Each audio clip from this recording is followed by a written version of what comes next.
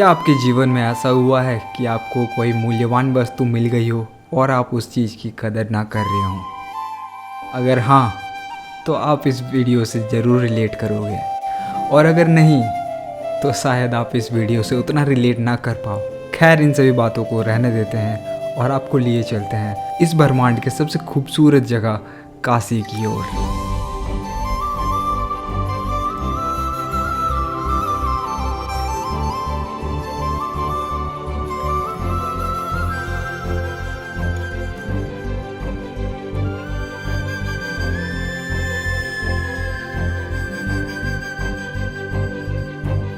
तो चलिए इस जर्नी को शुरू से शुरू करते हैं। शुरुआत में हमने बहुत ही लंबा रास्ता तय किया था, क्योंकि हम लोग झारखंड में रहते हैं, तो यहाँ से काशी की दूरी 650 किलोमीटर की थी। ये रहा मैं, जो कि काशी के रूम में पहुंच जाने के बाद काफी खुश था। और ये एक छोटा सा रूम टूर है, जहाँ पे आप देख सकते हो मैं इधर उधर के सामान चेक कर रहा हूँ। ये रहा मेरा कबर्ड, ये रहा AC और ये रहा पंखा। बट इतना सब कुछ होने के बावजूद लेकिन रूम में कहाँ मन लगने वाला था। मन तो सिर्फ एक ही बात कह रहा था कि हमें काशी की घाट की ओर ले चलो।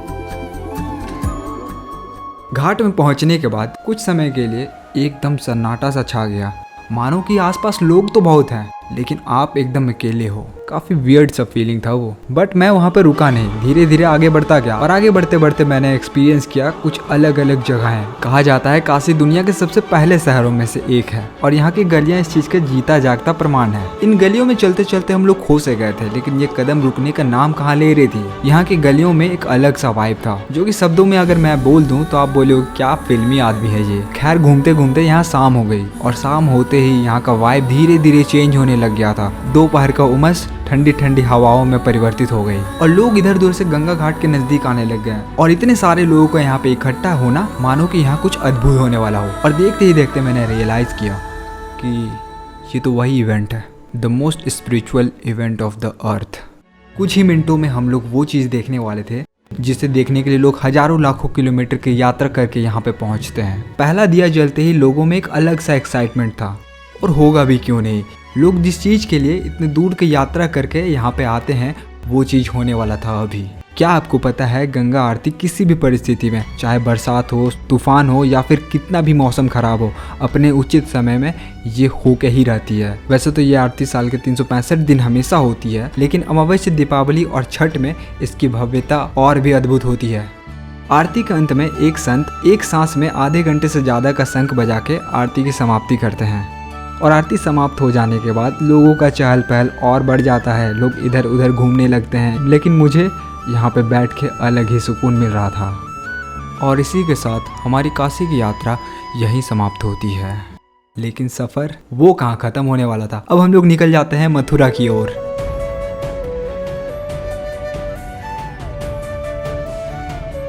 और ये एक नई जगह, नया रूम। यहाँ पे मैं अपना रूम टूर दे रहा हूँ। ये रहा एक छोटा सा रूम जहाँ पे मैं रह सकता हूँ, खिड़की, दरवाजा, और ये रहा मैं आपके साथ, आपके पास। रूम काफी इंटरेस्टिंग था, मतलब टाइल्स का पैटर्न देख के तो लग ही रहा था। थोड़ी देर यहाँ पे रेस्ट करने के बाद हम लोग निकल जाते हैं मथुरा की ओर। और आपको ये चीज गेस करना है ये क्या है। कृष्ण जन्मभूमि का ये है मेन गेट, जहाँ से आप एंटर कर सकते हो, लेकिन हमारे गाइड ने कहा कि यहाँ से एंटर मत करो, हम तुम्हें एक बेस्ट रास्ता बताते हैं। उसके साथ हम लोग चल पड़ते हैं। धीरे धीरे वो हमें अलग अलग जगह घुमाने लगता है। बस उसका कहना था कि यहाँ शूटिंग अलाउड नहीं है, तो कैमरा बंद रखना। मैंने कहा ठीक है। फिर हम लोग चल देते हैं गोकुल। गोकुल की गायियाँ, इनका एक अलग ही दुनिया है यहाँ पे, और होंगी भी क्यों ना, कृष्ण जी की फेवरेट जो है ये। अब इन गायों को देखते देखते पता ही नहीं चला कब गोकुल की यात्रा समाप्त।